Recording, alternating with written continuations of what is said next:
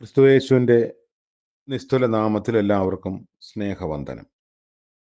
ഇന്നത്തെ നമ്മുടെ ധ്യാനത്തിനായി വിശുദ്ധ മത്തായി എഴുതിയ സുവിശേഷം 10-ാം അധ്യായം 1-ാം വാക്യം. മത്തായി 10:1. അനന്തരം അവൻ തൻ്റെ 12 ശിഷ്യന്മാരെയും അടുക്കൽ വിളിച്ചു, അശുദ്ധാത്മാക്കളെ പുറത്താക്കുവാനും സകലവിധ ദീനവും വ്യാധിയും പൊറുപ്പിപ്പാനും അവർക്ക് അധികാരം കൊടുത്തു. കർത്താവിൻ്റെ പരിശുദ്ധ നാമം വാഴ്ത്തപ്പെടട്ടെ. വിശുദ്ധ മത്തായി എഴുതിയ സുവിശേഷം 10-ാം അധ്യായത്തിലെ കർത്താവിൻ്റെ സംഭാഷണത്തിന് 2 ഭാഗങ്ങളുണ്ട്. അതായത് 5-ാം അധ്യായം മുതൽ 5-ാം വാക്യം മുതൽ 15-ാം വാക്യം വരെയും 16-ാം വാക്യം മുതൽ അവസാന ഭാഗം വരെയുമാണ് രണ്ടാമത്. ഒന്നാമത്തെ ഭാഗം പന്തിരുവർ ചെയ്യാൻ കർത്താവ് ചുമതലപ്പെടുത്തിയ പ്രവർത്തനങ്ങളാണ്. രണ്ടാമത്തെ ഭാഗം മനുഷ്യപുത്രന്റെ വരവിൻ്റെ ബന്ധത്തിൽ പറഞ്ഞിരിക്കുന്ന കാര്യങ്ങളാണ്. ഇവിടെ നമ്മൾ വായിക്കുന്നത് 12 ശിഷ്യന്മാരെയും അടുക്കൽ വിളിച്ചു, അവർക്കൊരു വലിയ ദൗത്യം നൽകി പറഞ്ഞയക്കുന്നതായിട്ടാണ്. 9-ാം അധ്യായം അവസാനിക്കുമ്പോൾ, അല്ലെങ്കിൽ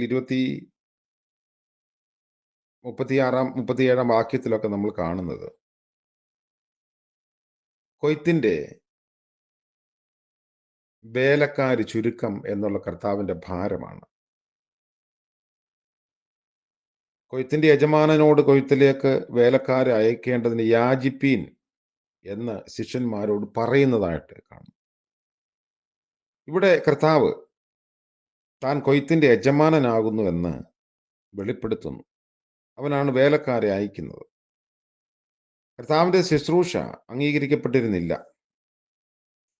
12 പേരെ കർത്താവ് അയച്ചത് ഭൂതങ്ങളുടെ മേലും രോഗശാന്തിക്കൊക്കെയുള്ള അധികാരം കൊടുത്താണ്. ശിഷ്യന്മാരുടെ പ്രവർത്തനത്തിന്റെ യഹൂദ സ്വഭാവം ഇവിടെ നമുക്ക് കാണാൻ സാധിക്കുന്നു.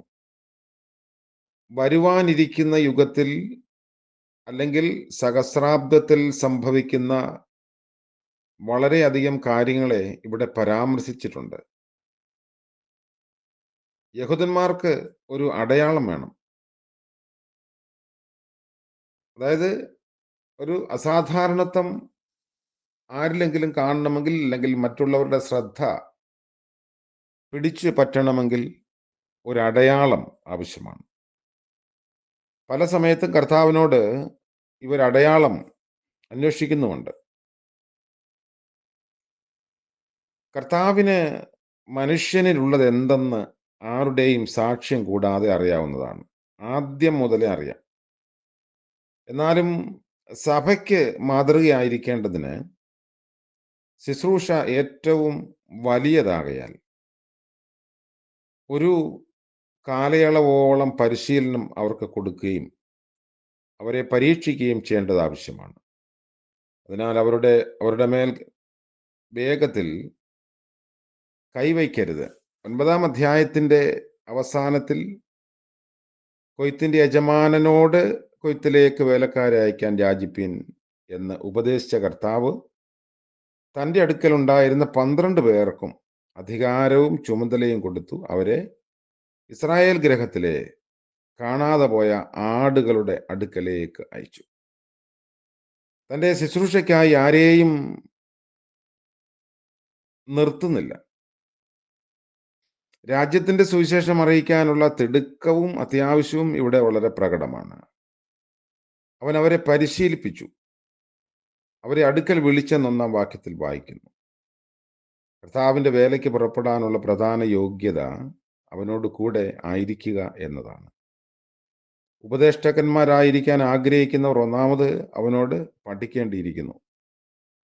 അപ്പോൾ സഭ എന്ന വാക്കിന്റെ അർത്ഥം തന്നെ ഐക്യപ്പെട്ട, വിളിച്ച് വേർതിരിക്കപ്പെട്ട സമൂഹം എന്നാണ്. അപ്പോസ്തലൻ എന്ന വാക്കിന്റെ അർത്ഥം ഐക്യപ്പെട്ട എന്നാണ്. അപ്പോൾ കർത്താവ് സഭയെ വിളിച്ച് വേർതിരിച്ചിരിക്കുന്നത് തൻ്റെ രാജ്യത്തിൻ്റെ സന്ദേശം മറ്റുള്ളവരോട് പറയാൻ ഉള്ള അയക്കപ്പെടലിലാണ്. നമുക്കും നമ്മുടെ പ്രവർത്തനങ്ങൾ കൊണ്ടും നമ്മുടെ വാക്കുകൾ കൊണ്ടും മാതൃകാപരമായ ജീവിതങ്ങൾ കൊണ്ടും ഈ രാജ്യത്തിൻ്റെ സുവിശേഷത്തിൻ്റെ വക്താക്കളാക്കാൻ ആകാൻ സാധിക്കണം. കർത്താവ് നമ്മളെ അനുഗ്രഹിക്കട്ടെ. പ്രാർത്ഥിക്കാം. വാഴ്ത്തപ്പെട്ട ഞങ്ങളുടെ ദൈവമേ, സ്വർഗ്ഗീയ പിതാവേ, ആഴ്ചയുടെ അവസാന ദിനമായ ശനിയാഴ്ച പ്രഭാതം ഉണർന്ന് ദൈവത്തെ സ്തുതിപ്പാൻ ഞങ്ങൾക്ക് നൽകിയ കൃപയ്ക്കായി സ്തോത്രം. ഇന്ന് പകൽക്കാല ജീവിതത്തിൽ അങ്ങയുടെ കരുണയും സാന്നിധ്യവും അടിയങ്ങൾക്ക് നൽകണമേ. ഞങ്ങളെല്ലാവരും ഐക്യപ്പെട്ടവരാണെന്ന ബോധ്യത്തോടെ ജീവിപ്പാൻ, സാക്ഷ്യമുള്ളവരായിരിക്കാൻ സഹായിക്കണമേ. യേശു മിശിഹ മൂലം പ്രാർത്ഥിക്കുന്നു.